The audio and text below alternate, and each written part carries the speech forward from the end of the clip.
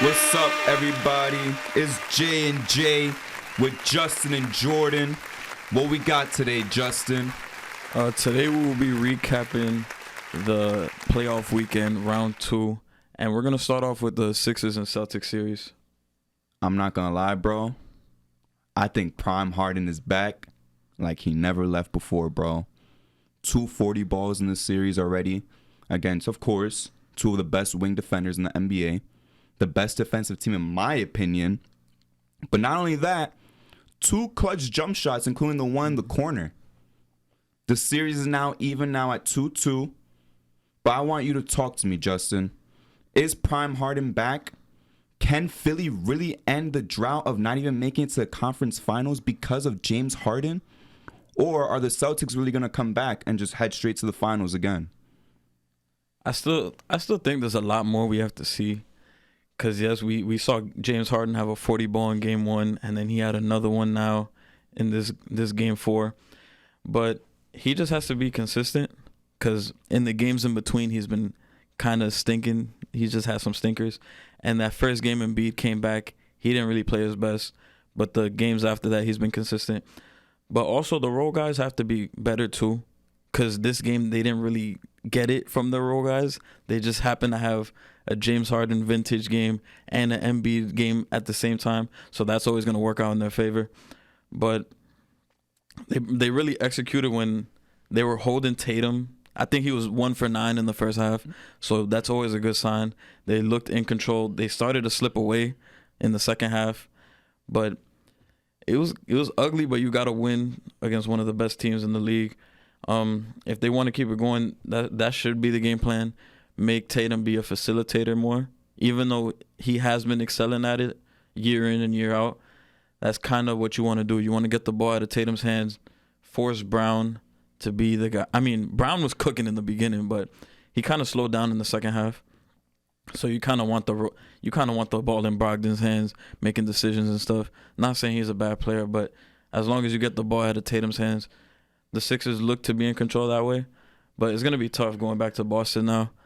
But I think it's a conversation now. I still got Boston winning the series. I had them in 5 originally, but I think Boston's still going to take care of business. Yeah, I really underestimated Philly, bro. Like, badly. But you know what? To be honest with you, I'm going to extend this series and just say, you know what? This is going to be Boston in 7, bro. I just think that yes, Harden is playing great. Embiid can play well. But you know what? The Jays are just kind of slowing down, like you said. We in for a big Jaylen Brown game eventually. We in for JB and JT to both play great at the same time.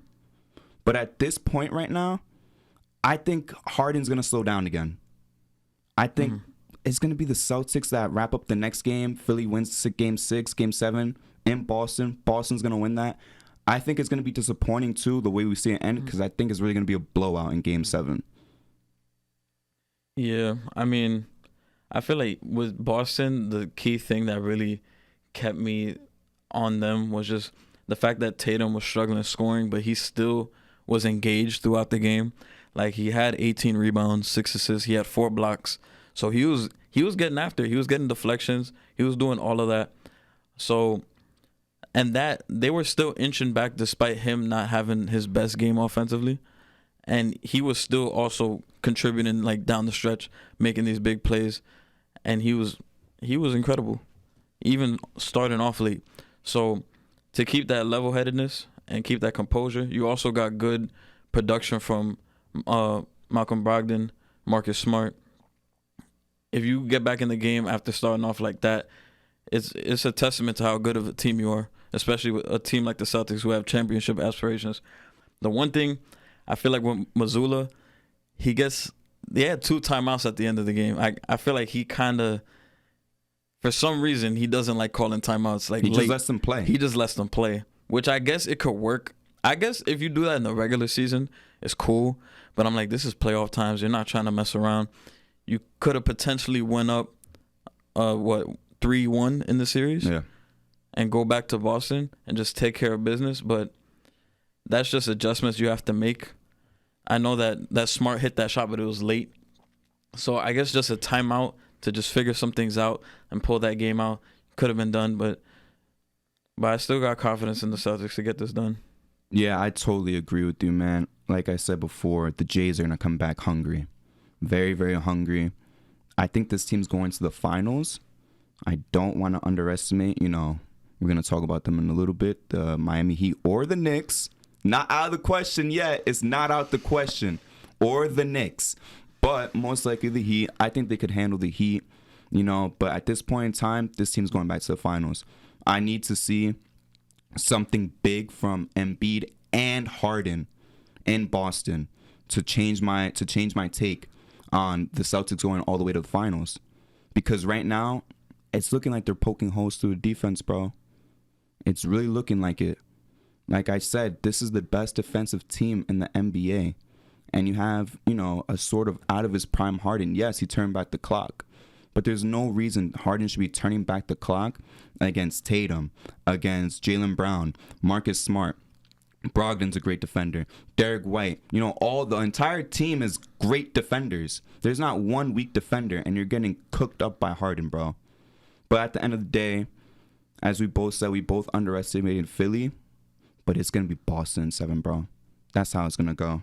So sticking with the East, our team, of course, right now, the New York Knicks are getting hammered. Just got beat again. Our 3 best players each scored 20-plus points. Not only did they score 20-plus, but it was efficient, It wasn't ugly. I guess the ugliest one was Brunson's, but even his wasn't that ugly. But the hustle that the Knicks had to beat the Cavs, it's not there anymore. And I think a really big problem is that Julius Randle said the quiet part out loud. And he really admitted, one thing you should never say in the playoffs, especially when it's not over, hey, I think these guys just wanted more than us. That's why they're out-rebounding us, out-hustling us, play better defense than us. You should never say that in the middle of a playoff series. I think right now, it's a wrap for the Knicks. Maybe they could save face by winning a game in the Garden. Who knows? I would love to see that. At least push this to 6, but it looks ugly, bro. It looks ugly that we can't beat a hobbled Jimmy Butler. That we're getting cooked by, the role players. We're getting cooked by Max Strus. We're getting cooked by Gabe Vincent, Kyle Lowry, who everyone was saying, dude, ship him out, Cut this guy. Heat fans really wanted to cut this guy. But right now, I'm saying we had a great run, but I think it's kind of embarrassing how our season's ending. We weren't supposed to get this far, but it's borderline embarrassing, bro. I mean, we're getting good RJ games. We had a pretty good Julius Randle game.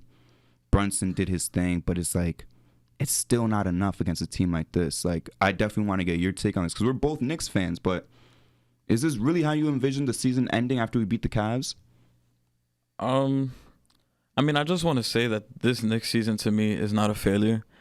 I did not think we would get this far. And honestly, bro, you guys heard it here. I had the Cavs winning in 7 in the first round.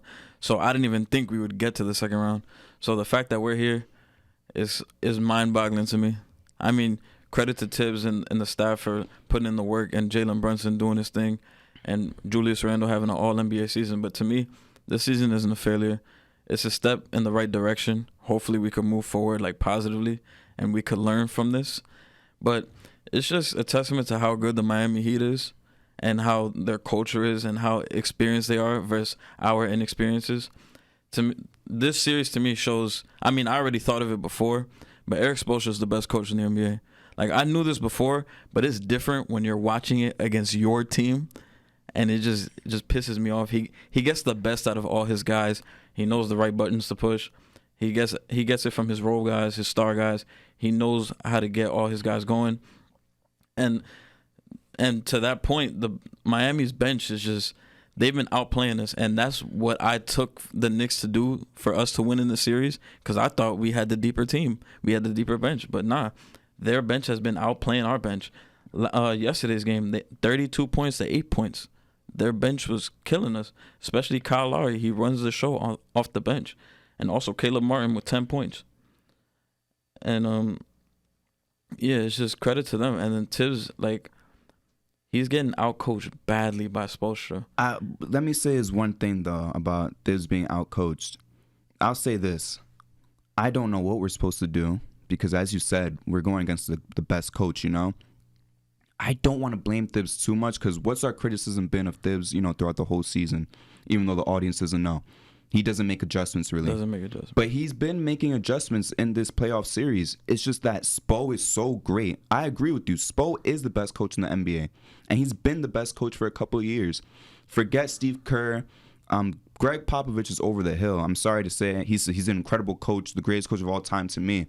But right now, this is Spo's time. And I just don't think anyone can outcoach him because we don't have the talent. It's not like we have this, you know, pool full of talent that we got to beat them. You know, we can't beat them strictly off talent. But it's not that Thibs is like being outcoached as if like he's a child, you know? He's been making adjustments. You know, I like the lineups that he's been throwing out. But Spo is just different, man. The way that he's just coaching his guys, motivating his guys. Everyone's making threes on that team, bro. Everyone and their mother is making threes for the Miami Heat. I don't want to put the blame on Thibs. To be honest, I can't even put the blame on anybody on the Knicks, man. But we're also not defending the three-point line well. Of course, I understand. But here's what I'm saying, though. Like, I don't want to put any type of blame on any specific, like, Knicks player or coach because you know what? We went further than we were expected. Yeah. I'm saying this as if the series is over, you know? I would like to take one more, but, you know, it's basically over now. But I don't want to blame Thibs because he has tried to make adjustments. There's been different lineups every couple of games. Don't want to blame RJ. He's played good. Can't blame Brunson. He's played good. You know, Randall, although he hasn't been phenomenal, I mean, realistically speaking, he had a good game. We still lost. So I think the season's been a success. But I don't, what is it that we need? Like we could say in general, we just need a star. But what type of star? Which star? Who's going to complement us the best? Do we need a star shooting guard, a small forward? Do we got to trade Randall? Do we got to trade RJ? Do we have to just sign somebody? Do we get more picks? It's like we're kind of in a weird spot. Remember after we lost to Atlanta, we still say, you know, this is a successful season. Let's move forward. We went down, really down. We were terrible the year after. So what do you think we have to do to sustain this type of success and try to make the playoffs 2 years in a row? I feel like in that Atlanta series, we kind of saw, despite Julius Randle having his All-NBA season, we saw in the playoffs that he can't be your number one guy come playoff time because of his struggles. So we took a step back that next year because we brought in guys like Fournier and stuff and having to play off of them, and that didn't work. So then this year with Jalen Brunson and his rise and all that, we saw that those two can coexist together, and Jalen Brunson is outstanding in the playoffs. He's one of those guys. But even with Julius Randle having an All-NBA season this year too, I feel like after those comments yesterday saying that the Heat just wanted it more, that's why they got out-rebounded, I feel like for him, he's just like, he's kind of just checked out. And I feel like Randle, I feel like he's already like peaked. Like I feel like we've seen like all of what Julius Randle could do in New York. So I feel like I appreciate everything he's done for the Knicks, and like, bro, he's amazing. I've been a fan of Julius Randle since he was at Kentucky. He's improved so much, but I feel like we would have to start by moving on from him just to take a step forward. I feel like RJ could easily slide into that 2 spot or be that number 3 until we find that next guy. But I feel like going forward, we should just lean with the young guys. And if we do make a trade, I feel like what we are missing, I think we're missing that number one like option, scoring option. Because I feel like Jalen Brunson, as good as he is, I don't think he's like the number one guy on a championship team. All right, so then let's do this then, you know, just really quick. You know, if Jalen Brunson can't be the number one, right? Let's say in a perfect world, right? But we're not going to gas and be like, oh, Curry to the Knicks, whatever. Like, let's say, like, reasonable, like, trade target guys for the Knicks. Let's say we have, like, all the draft capital in the world, whatever. Who do you want to add to the team that's, like, a star but, you know, isn't hyperbolic, like a Steph Curry or Kevin Durant or LeBron? Like, who would fit in New York to make this team better? Because, you know what? Can't be Donovan Mitchell. He just got traded. So, like, who is it that we need, bro, to push us over the hump? That's kind of like the problem. Remember, we were linked to OG Anunoby at the trade deadline, not a star. But, I think that could have been a decent piece. Not that we would have beaten the Heat with that, but just in general, that would have been a decent piece. But that doesn't push us over the hump, Like what, Zach LaVine? What is it? Is it like LaMelo Ball? Like what tier of star do we need to get over the hump to be conference finals type of team? I think we need I feel like a guy like OG Anunoby or Mikal Bridges, guys like that, they would help, but I feel like they would make us kind of like that like pesky, like tough team. Like I feel like we would kind of be like the Pacers teams from 2013 or the Grizzlies like that. But I feel like in order for us to like kind of contend and be consistently like conference finals, like finals contenders, I feel like we would need like a top 10 guy. Like I would specifically go like a wing, like Kawhi Leonard type of guy, but Kawhi is always hurt, or maybe even like a big to play off. Like I was thinking Embiid, even though that wouldn't happen, but like because I'm thinking about the Jokic and Murray dynamic, you could kind of replicate that with Brunson and Embiid, and then you could also have your punch from RJ some nights. So I would say like a superstar like wing or a superstar big to tandem with Brunson. I feel like that would be the perfect matchup. That was one of the reasons I didn't want Donovan Mitchell in New York, because a backup of two small guards, I feel like it's fun in the regular season. You're going to get points, but come playoff time, you're going to get hunted, and it's not really sustainable to go the whole way to the finals with two small guards. So I would say a wing guard tandem or a guard big. All right, so how about this then? Because out of everything you're saying, sounds like you're naming one of my favorite players, would be a great fit in New York. The only problem is we don't have what they want. But I think Jaylen Brown on this team, this is a contender, bro. You swap. I love RJ. He played great this playoffs, after his first two kind of stinkers against Cleveland. But Jaylen Brown, bro, on the Knicks, let me know if I'm being hyperbolic. Jaylen Brown on the Knicks, is that not a contender? You said top 10 guy. You said wing. You said superstar. Sounds like Jaylen Brown to me, bro. I feel like the only pushback I have on Jaylen Brown is like we unfortunately never got to see him as the number one guy because he's been in Boston his whole career. Oh, come on. He's getting as much shots as Jason Tatum, bro. Like, we could have said this 4 years ago, but come on. I think we've seen how great he could be. And if anything, I think averaging 27, I think it was this season, with Jason Tatum on his team, bro, taking the same amount of shots, only getting outscored because Tatum's getting way more free throws. Mm-hmm. You don't think this guy's capable of number one? Well, I think he is capable, but we would have to see. Once you're in that number one role, it's a different workload. You're being game planned every night. It's something we'd have to come and see. But I would say if that was to happen with our bench and everything, hopefully people like Quinn Grimes, quickly they make the right steps forward. Hopefully Obi's still on the team. I feel like with Jaylen Brown, I think we could be, I wouldn't say we'd be like the favorite, but I think we could be like ECF, like an ECF type team. But it would be like ECF close to finals type team. Yeah. But I would definitely say it would be like an ECF type of team. I would say we're better than this iteration of the Philly team right now. I think that 3 spot is up for grabs. Of course, we'd be weakening Boston too with that move as well. They'll still stay a solid team. Maybe, let me not say maybe, they'll stay a better team than us. But besides them and the Bucks, in a hypothetical world, who is better than the Knicks with Jaylen Brown? That's a top 3 team right there, bro. I know you're saying game plan. Sure, these teams might be game planning more for Tatum than Jaylen Brown. And I'm not going to compare these guys to Tatum, but let's be serious.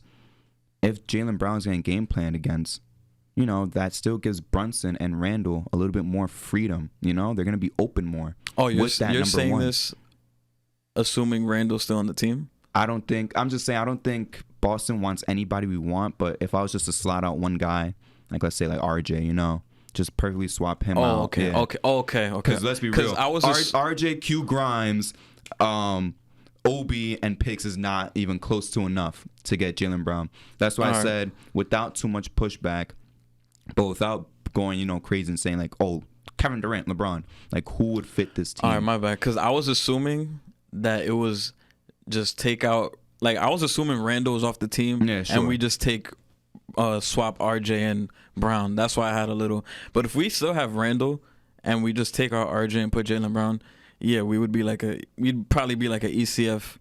We'd probably be one of the favorites in the East. It'll probably be Celtics and us, and maybe I guess Philly, Milwaukee. Oh yeah, Milwaukee. It'll be Milwaukee, Boston, New York. Yeah, but besides that, man, like I know we talking a lot about the Knicks. It's our bias coming through.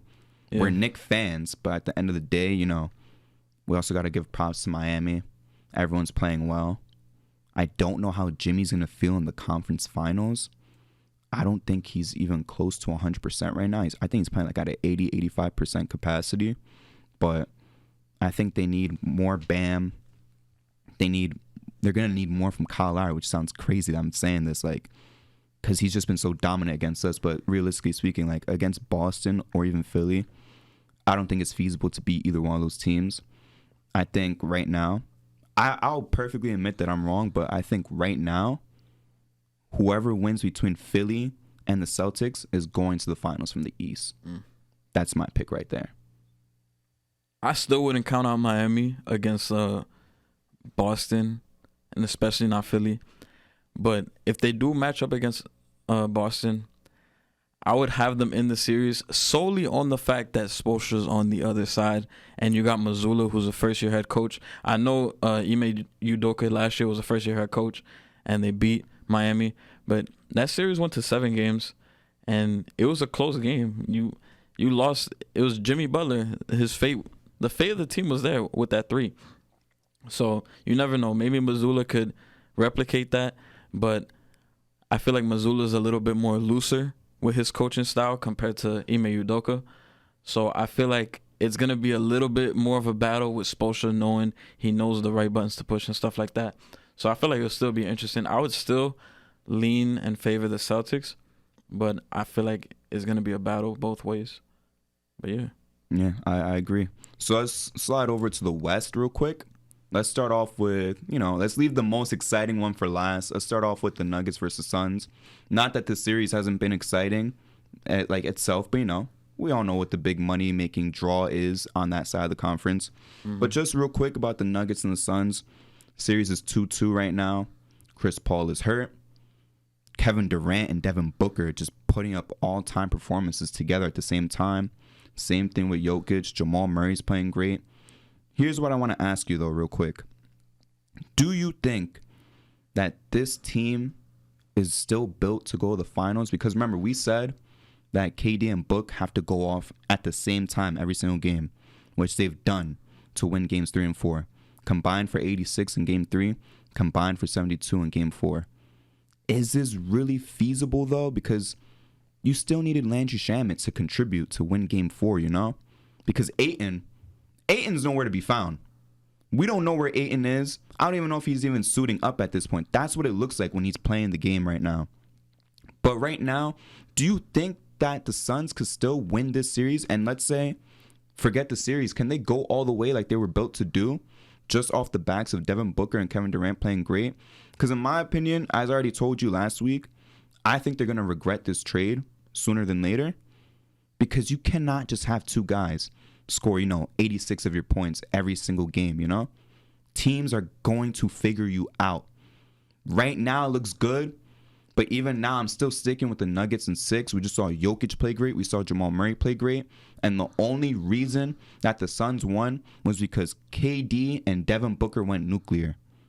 Do you think this is feasible for the rest of the playoffs, even if they say won this series? Can they win the Western Conference Finals and go to the finals? I think it's going to be tough, even though I feel like what put them over the edge in this game was that big game from Shamet. Like, it was ridiculous. He was open every time, just knocking everything down. And Devin Booker, despite the coverage and everything, he was still going to work and hitting shots. I was screaming at the TV, like, not angry, but I was just excited because he had, like, 2 guys on him, and he would hit a pull-up 3, and I'm like, damn. But it's going to be hard to keep going forward in the playoffs when you're getting contributions from your 2 main guys, and then you're not really getting anything from anybody else. Chris Paul being out, that hurts. And then DeAndre Ayton, he's just comes up empty. I actually like Jacques Landale's minutes when he was in the game. He provided a lot of energy, a bunch of offensive rebounds. He goes out there and he actually, like, he looks like he gives a fuck. I feel like DeAndre Ayton is just like, I feel like he needs to the Phoenix just has to move on from him. Like, I think after one of the games he didn't dap up CP3, and I don't know what's good with him. And you know what that reminds me of though? When Harden wanted to fight CP because he was just trying to dap him up, but on a weaker energy because DeAndre Ayton's so soft. He might be top 5 most softest players in the league, bro. They got to move on if they want to become contenders for the rest of, this era that they have. Stop keeping DeAndre Ayton when he doesn't want to be there, even in the playoffs. You know how embarrassing that is? It looks like you don't want to be there in round 2, playing with one of the best scorers of all time and a top 10 talent right now in Devin Booker as well. You got KD and Book on your team, and it looks like you don't give a fuck. What's up with that? Move on. They're going to have to move on in the offseason if they actually want to win championships. Yeah, I think Ayton's been checked out for a while now. I feel like he just wants to change the scenery. He wants to go somewhere where he could put his shots up, play with his back to the basket, take a face up. I feel like the Suns don't want that. They kind of just want like a rim running big who just sets screens, protects the paint, and just catches lobs. Somebody like a Mitchell Robinson or like a Nick Claxton type of guy. They'd want something like that. But I feel like for Phoenix, it's going to be hard because you're going to be relying on that third person. You never know who's going to be on a night in, night out basis. You know you're going to get your buckets from KD and Devin Booker. But a night like this, when you have Shamit going off for 19 points, it's going to be hard to lose. Like, even then, you still almost lost the game. It was literally came down to the end where Jokic lost the ball and it turned into like a jump ball situation. But yeah, you're going to need contributions from, like, and I remember saying after game 1 and 2, like, Monty got to play Terrence Ross and TJ Warren, and they actually played more. Terrence Ross had 8 points this game, TJ Warren with 5. It's not crazy, but at least you're getting something from them, along with the Shamit 19 off the bench. So it's going to be difficult. I'm still going to go with the Nuggets in this series. 53 points from Jokic, and you lose by 5. Yeah. That's crazy, but I still got Denver. If Michael Porter Jr. doesn't take stupid ass shots sometimes. Yeah, that's the only reason they lost, man. Really, it's Michael Porter Jr. Yo, he took a stupid ass 3. Trent, I think it was like a 2-on-1, and he just pulled up for 3, and that shit was bad, bro. He just hit the backboard. I was like, yo, that was a Josh ass shot. You know? It is a Josh shot. We're gonna talk about more Josh ass shots later, but the thing is, I don't think this type of play is sustainable even just to win this series. But I asked a hypothetical because, like, these guys are going to get tired eventually, bro. Both having to score 40 or 35 plus every single game, they're going to get tired eventually, bro. And this is against an elite team. If they were to beat the Nuggets somehow, I still got the Nuggets in 6. They're going to win these next 2 games. If they were to go to the conference finals, face what looks like to be the Lakers, they're going to be tired, bro. They're going to be gassed. They get past the Lakers with whatever voodoo, they're going to be gassed facing whoever's coming out the East. I don't think this is sustainable, bro. They got to move Ayton for some pieces. I don't know what pieces. I think you're selling really low on him, but at this point, you got to sell at any rate, bro. You have to sell. I don't know. Send the nigga to Charlotte. I don't know, bro. Like, seriously. I don't know where to put him because it's like he's soft. He's not a guy that's going to be there for a contending team. Send him to a lottery team where he could get up his 18 and 12 and post up. See if he's happy over there. I'll tell you, he'll end up miserable after a couple of years just losing every single year. He's gonna be like, damn, I should have been more grateful when I was in Phoenix. But at this point right now, I'm expecting nothing from DeAndre Ayton. Seriously, I am expecting nothing. I'm not expecting him to have a single good game in the series right now. And that's the reason why Phoenix is gonna lose the series. That's just how I feel, though. He's not capable. He's not capable of a good game at this point. I just zoned out. I was like, what the fuck's... But yeah, Ayton, yeah, they got to get him out of there. But I feel like with this series, it's still going to be interesting. I think it's still going to be back and forth. I feel like Devin Booker's figured it out. I feel like he's one of the hottest guys in the playoffs right now. I would say Jimmy Butler would be one. And then you could arguably say Devin Booker is right behind him. He's just getting it with ease.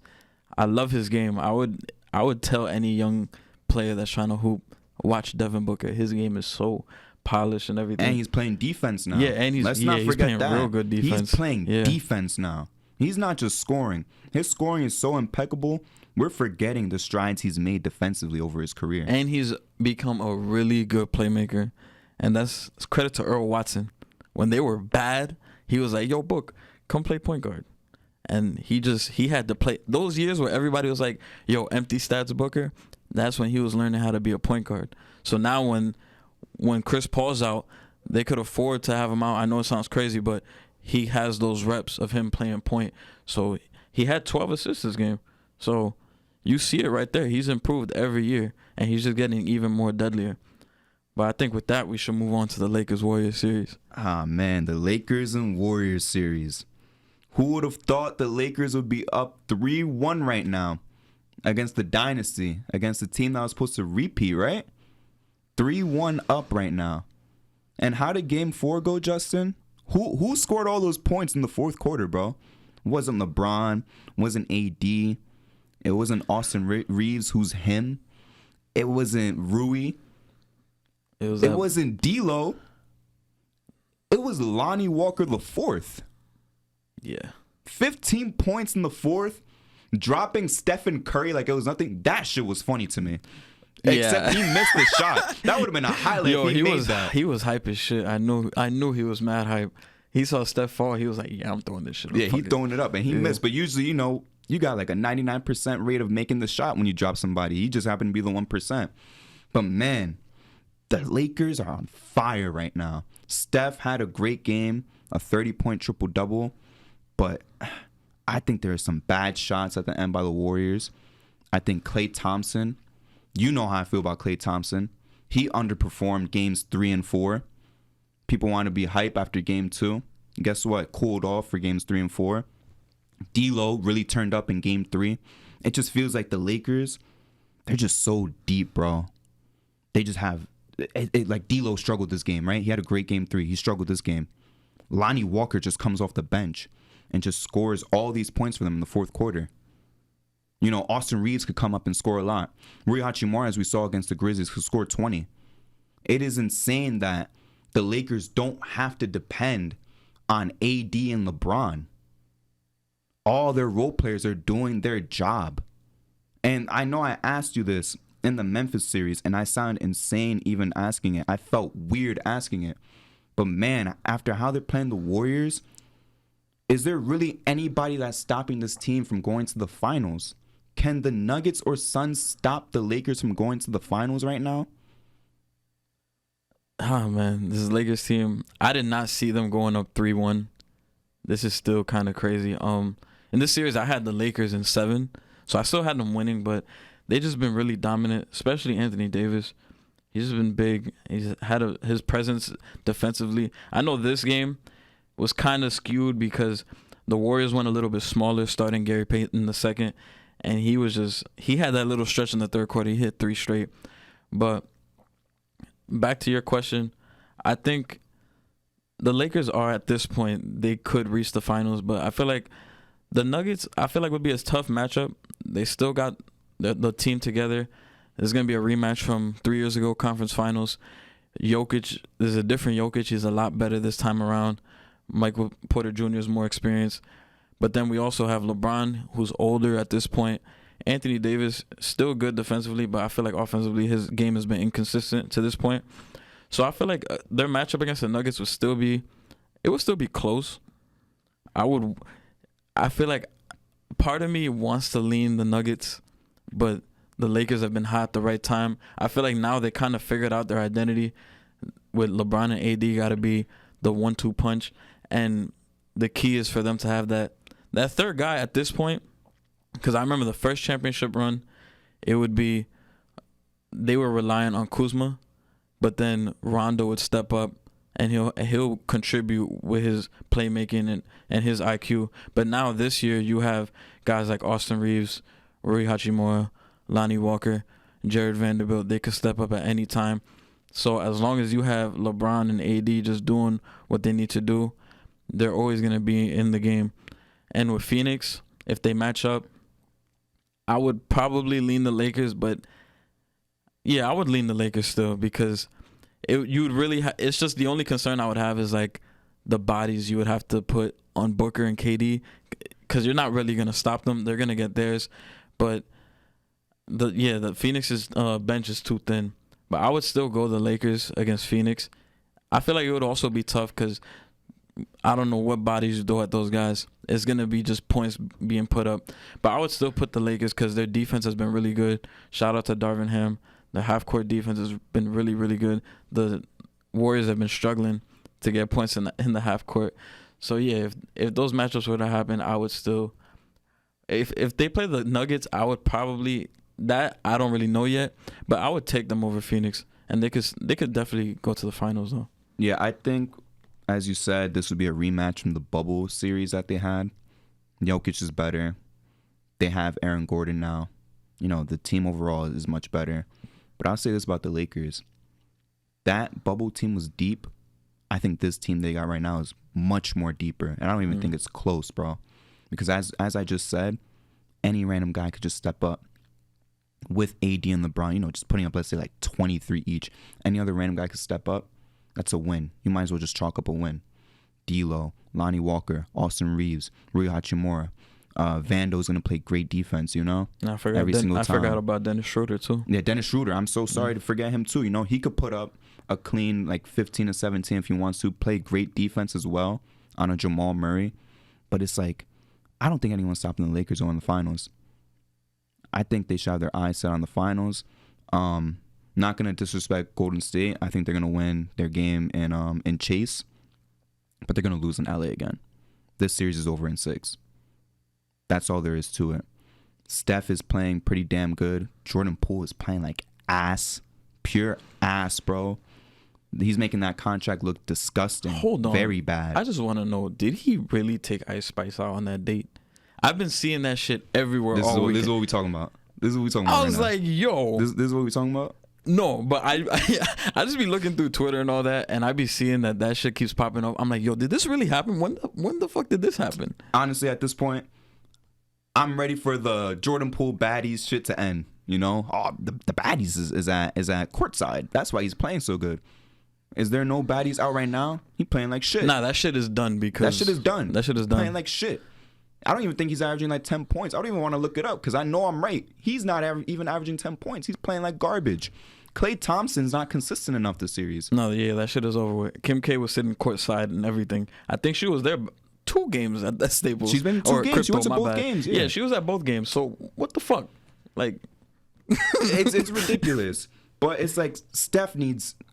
Sounds so crazy after all the criticism I've given Steph throughout his prime. Steph needs real help, bro. That sounds so crazy to say. That's why I know you made that face. It's funny. Man's played with KD and all that. He needs real help right now, bro. And it sounds insane. 30-point triple-double and you lose. I understand. He had those shots against AD. 2 chances, missed them both. But Klay Thompson's throwing up a 30-footer as a heat check. You know, when you take a heat check, you make 3 shots in a row, right? He took a heat check 3, 2 heat check 3s. When he made 1 3, 1 single 3, he was like, let me heat check this. I'm going to chuck this shit up from 30 feet. Come on, bro. It's not the same Klay Thompson. Steph had a big game. He did make some boneheaded plays in the 4th. I'm not going to lie. But I'm not going to lie to you, bro. When Klay Thompson took those 2 threes at the end, I was like, bro, what the fuck are you doing? Oh, like, be on the lookout for Game 6 Klay. Be on the lookout for Game 6 Klay. If we even get to Game 6. Damn, you sound very hostile towards Klay Thompson. You got some shit to say? Because, bro, I'm sorry, but like, I'm tired. You've seen in the group chat. I'm tired of it, bro. We got guys overrating Klay Thompson. I think Klay Thompson's overrated. All right, not a bum. Some people want to interpret that as a bum. Certain people I know want to interpret that as being a bum. He's overrated. Remember in the chat, he had a great first half. Great first half in Game 1. Not great game. Great first half. Everyone would be like, damn, Jordan, you said Klay Thompson's overrated, but he's making all these threes right now. He cooled off in the second half. He didn't do shit in the second half. What was the first excuse? Well, good thing basketball is not a game of halves. It's a whole game. Okay, for the whole game total, he played like ass. Come on now. He shot 9 for 22. Had a good game 2. I will say when he plays good. Had a good game 2. Guess what? Jordan, how overrated is he? He just dropped what, like 30? He just dropped 30. How overrated is he? Crickets in game 3. Crickets last night. Where's the talk where it's like, oh, he's not overrated. He's great. You know, let's be serious right now. People want to say, oh man, Klay Thompson, wait until game 6 Klay, game 6 Klay. I'm sorry. Someone call game 6 Klay. Tell him to take the NJ Transit to game 5 because it might not even go to 6. Tell game 6 Klay to show up in game 5. Tell game 6 Klay to show up in every single damn game. Because like I said, this might not even make it to 6. Then what's game 6 Klay gonna do, man? Realistically, what's he gonna do? And like I said, I just think he's overrated. He's over the hill. We got guys trying to tell me, not just trying to tell me, but all over, you know, social media. Why isn't this guy top 75? We're seeing it right now. The man is not top 75. He's not as great as people want to say he is. He's not as great where people want to say, oh, you could build your entire offense around Klay Thompson, around a young Klay Thompson. 2014 Klay, throw him on the Grizzlies. Remember when this guy says, throw 2013 Klay Thompson on that Grizzlies team, taking 15 threes. They overhauling the whole offense. Does that make sense to you, bro? Is that not the definition of overrated? Overrated meaning you think a guy is better than what he really is. Not that he's not good. The man is Robin. We read comics. When has Robin ever whooped Superman or Flash's ass? Never. So why are we talking about Klay Thompson being better than T-Mac, who didn't make the All-NBA 75? Being better than Dwight Howard. Remember Dwight Howard, the same guy that led his team to the finals? When has Klay Thompson done that? Klay Thompson got as many under 10-point games in the finals as he does 30 balls in the finals. How many finals games has he played? He's had the chances. Never been close to a finals MVP in his life. Never led a team in his life. No. But he's top 75. Tony Parker, I'm sorry to cut you off. He's better than Tony Parker? Really? He's not better than Tony Parker. He's not better than... I give a lot of grief and shit to Paul George. He is not half as good as Paul George. I'm not a Paul George fan. He is not half as good as Paul George. He is not half as good as a lot of these guys that should have made the All-NBA 75. Come on now. He's overrated. He's overrated. That's it. Game 6 Klay, all this, Splash Bro Klay, it's over. It's over for him after that game. Damn. I'm sorry. It's over. I had to say it. These guys want to come on my ass. Pause. Want to get on my ass. Pause. Yeah. They want to get on my ass. But guess what? Whoa. There was crickets after game 3 and 4, bro. Crickets after game 3 and 4. Whoa. Nowhere to be seen. I'll let you talk now, but I had to get that off my chest because these guys want to keep chirping because he had one good half in game 1 and a good game 2 game. Nowhere to be found games 3 and 4. Only thing I wanted to ask you was, what would you say to the people that say, man, Klay Thompson, you're talking about all these guys, they've been the guy. Klay Thompson, he's never shown that. What do you have to say to the people that say, oh, but Klay Thompson was drafted to Golden State and he's never had the chance to do that? I don't care. To be honest, I don't care because you know what? We saw Iguodala win Finals MVP. This guy doesn't have to lead his team, bro. But, like, have a phenomenal Finals for once, you know? 2016, who shit the bed? Klay and Steph in Game 7. Yep. Who outperformed both of them combined? Draymond Green.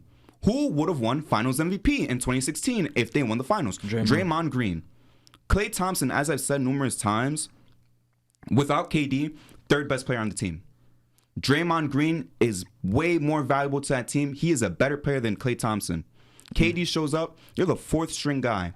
When have we ever hyped up the 4th best player on a finals team ever before in our lives? Seriously. No.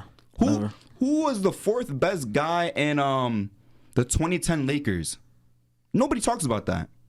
Who is the 4th best guy in the 2004 Pistons? Lamar Odom? Yeah, like Lamar Odom. Metta World Peace, maybe. Yeah. Or maybe he was the 3rd best. Nah, not buying him. But yeah, Metta World Peace or Odom. Who's the 4th best guy in the 2011 Mavericks? Come on, bro. Jason Terry? Yeah. Now he was the 2nd best player. Him or Tyson Chandler. So it's like, what, JJ Barea?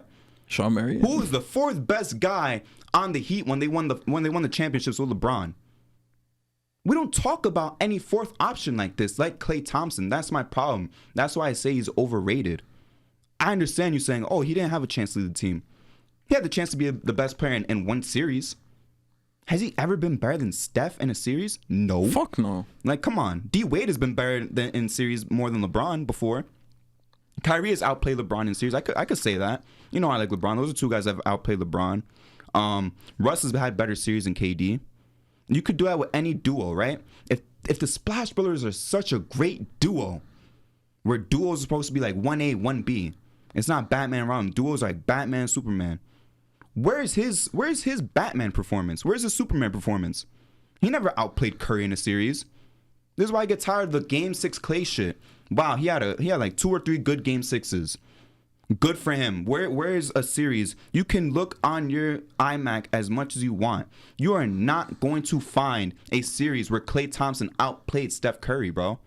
He's not this generational player like people want to hype him up. He's not a top 75 player. I had one of our boys, Dave, hit me up last night because I had to come slander Klay Thompson because these guys was all, you know, like every single game that he would make like 2 shots in a row. Whoa, watch out, Jordan. Klay Thompson. So, you know, I was quiet the whole game last night. I let it finish. Lost. They lost. He played like crap. He's like, man, come on. He's top 75. Talked to him for 2 minutes. He's borderline 75. Named a bunch of names within like 3-4 minutes. All right, but Jordan, he's at least a top 100 player. Do you see how much that shifted? From top 75, deserving it. He deserves it more than a lot of these guys. So, all right, he's borderline. Going all the way to top 100, bro. That's 25 spots. Come on now. If that's not the definition of overrated, not trash, like Kevin thought that overrated means trash. Not trash, overrated. Is that not overrated to you? To sit there and really truly think he's better than T-Mac? What the fuck did Klay Thompson do to be better than T-Mac? Has he gotten an MVP vote in his career? Meanwhile, T-Mac was a top 3 player in his prime. Was T-Mac not like the 3rd best player in the NBA in like 2003, 2004? Yeah. Come on now. Top 75 though. Top 75. I have a list of guys that's better than Klay Thompson. I don't know if you want me to go through that. The same list that I sent to Dave. That's up to you. That's completely up to you. I don't know how much you want me to harp on this. But I have a list of guys that's better than Klay. It's not even top 75. But he's supposed to be top 75. Nah, I had nothing negative to say about your point about this rant. Sounds like Klay Thompson does not hold a good place in your heart. Definitely not. But I mean, the only thing I wanted to say is for the people out there that's like you can't really replace Klay Thompson. I feel like Draymond Green is the guy that a lot of people miss out on, because as polarizing as Draymond Green is and we give him a lot of shit, I feel like he's the one guy in Golden State you can't really find another Draymond Green. He's a guy you can't really replace. And I know it's hard to believe and say, but I feel like, as crazy as this is to say, I feel like Klay is more expendable than Draymond is. 100%. I feel like Draymond is a guy that he's really the heart and soul of Golden State. And I don't know how many players you could say in the league that are like Draymond Green, that they're literally the defensive anchor. They play make, doing all this. That you can't find another guy like him. I'll say it for you, guys that you could find that's like Draymond Green, 0. Guys you could find like Klay. I'm not gonna say a lot. I'm not gonna disrespect Klay and be like, throw Landry Shamet in there. He's an all-star. I'm not gonna do that. I'm not gonna do that. But you could look through history and find a decent handful of guys to replace Klay Thompson. There's nobody you're finding in NBA history that does the exact same thing that Draymond Green does. Dennis Rodman is not playmaking like Draymond Green, so I don't want to hear Dennis Rodman. Let's be so serious right now. Draymond Green is the point guard on that team. Draymond Green is the best defender on that team. We're seeing Wiggs take sort of that Klay Thompson role, not as like the 3-and-D, but like as a secondary guy and also like the best wing defender on the team, right? He's taken that Klay Thompson role. So it's like, what's Klay there to do? Chuck 30-footers for nostalgia? But I do want to give Klay some slack and just cut him some slack, because he did come off those 2 injuries. I know. Oh my God. I know. No. But I'm not saying it as an excuse. But I remember last year they were having conversations of like, yo, should we bring Klay off the bench and just start Jordan Poole? Because we know last year Jordan Poole had a really big year.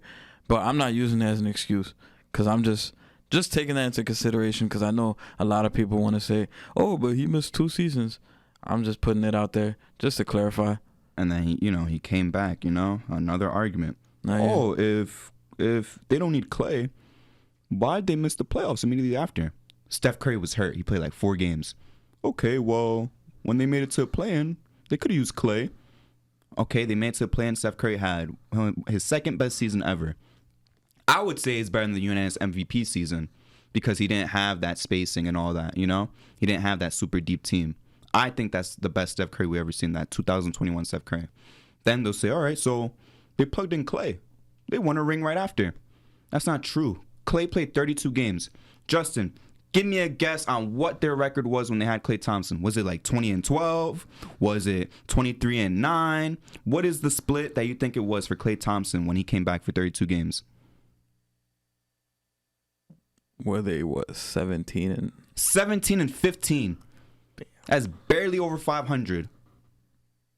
It's not that the team got better. Oh, you just plug Klay into that 2021 team. It's the same team, right? It's a completely different team. GP2 was playing more minutes, you know? Wiggs was really finding his stride on that team, making his way into the system, became an all-star, you know? Otto Porter Jr. was a really good role player for them. Come on, bro. Stop overrating the man. That's all I'm asking. And it's funny that people say he's not overrated, like in the group chat, he's not overrated. But then you prove that he's overrated. Say he better than T-Mac. Say he better than Dwight. I don't know about that. That's overrated. I'm not saying he's ass. You know, here's how I'll equate it, right? I love to shit on Austin Rivers, right? Yeah. I think Austin Rivers is a bum, right? Klay Thompson's not a bum. He's overrated. It's 2 different things. That's all it is.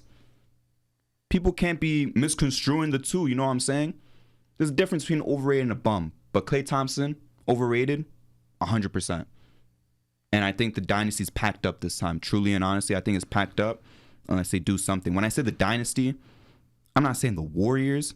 I'm saying the Steph, Klay, and Dre thing. Draymond has a player option, I believe, after the season.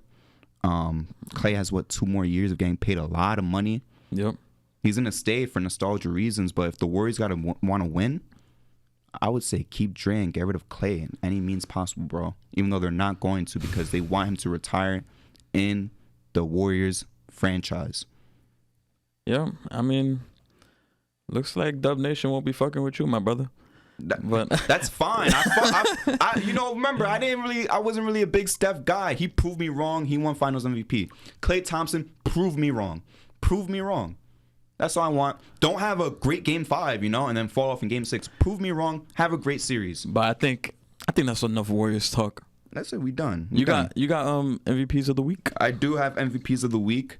I wanted to have 3. I had to cut James Harden out though because he had some stinkers. Yeah. We understand. We appreciate the highs. We have to understand the lows though. We can't be too biased. So I have 2 MVPs that played consistently great in the same series together. Devin Booker in 2 wins, 36 points, 47 points. That 47 ball, he barely even took free throws, which is even more impressive to me. Or Jokic, the 50 ball, and he also had 30, both in losses. Who's your MVP of the week this time? Yo, for me, it's Devin Booker, bro. It's not even close, bro. I was watching both games, and he was unstoppable in both. It was scary. Like, I would say, because for me, Kawhi Leonard's one of those guys, every time I watch him, I'm like, yo, this guy cannot miss. I was ready to put Devin Booker in that conversation, but it's stuck in my mind that Game 7 from last year, so I kind of have trouble putting him in. But this year, this playoff run, he's been up there playing with the best of them. Bro, every time he gets the ball, I feel like it's going in. His game is so potent and sound. He barely makes mistakes. He doesn't really need that many dribbles to get his moves. Gets to where he wants to go. Like you said, you said he didn't take that many free throws? No, he didn't. I don't even think he took 5 in the 47 ball. He's a guy he could get to the free throw line with ease, but he doesn't even have to. Just a jab, dribble. We Melo fans Exactly. I love the jab step. The Melo jab step is my favorite move of all time. Devin Booker doesn't really have to do too much to get his buckets. That's one thing I like about his game, and he's also very efficient. So yeah, for me, Devin Booker is undoubtedly the MVP of the week. Jokic's 53 was amazing and fun, but it did come in a loss, and he was one of the reasons to blame at the end, missing those bunnies, and he turned it over at the end. So yeah, I'm gonna go with Devin Booker easily. I think this is the first time we agree on MVP of the week. I could be wrong, but I'm pretty sure it's the first time we agree. definitely Devin Booker. Like you said, just a smooth game. He's just an elite scorer. As I mentioned before, defense is getting much better. Is he a two-way at this point? I would say so. You know, not yet. Maybe I'm gassing it. At least in the playoffs, he's a two-way. He's been playing really, really good this postseason defensively, and it's crazy because for him, he's playing really good defense and he's going crazy on offense. Like, it's tough. It's rare that we see that because usually guys this good on defense, they don't really have that offensive like ability or responsibility. But you see Devin Booker putting in this defensive work, and he's giving your team 40. So it's like, that's some shit right there, man. Like, you can't really sleep on that. So I think at this point it's really safe to say you could say he's a two-way. Yeah, exactly. I think he's a two-way. I hate to go back to like the being a little low on the Suns. That's why I'm saying it's not sustainable because he's putting that effort offensively and defensively. But right now, he's looking damn well good at both of it. Now, before we wrap up the show, just some quick housekeeping. As you see, this is the first visual one. If you are on YouTube, if not, guys, check out the visual. Please check out the visual edition of this podcast episode on YouTube at the J&J Podcast. It's the same thing everywhere on Apple, Spotify. Definitely follow us on TikTok. You're going to have us either upload clips from here or do our own takes at home. We're going to contribute a lot to that. Follow us on the Twitter. Anything else from you, Justin, regarding housekeeping? If you're listening on audio, make sure you give us 5 stars, comment. If you're on YouTube too, subscribe, like, leave a comment. We appreciate you. Yeah, we're gonna keep going, gonna keep working, run it up, make some content for y'all. But yeah, we're gonna keep running it up. We're not gonna stop. We're gonna be here every week. If you guys support us enough, we might be here for more than once a week. You know, eventually that's the goal, guys. That's how it is. It's just the truth of it. But for all guys, that wraps it up for J&J for the day, and we will see y'all next time.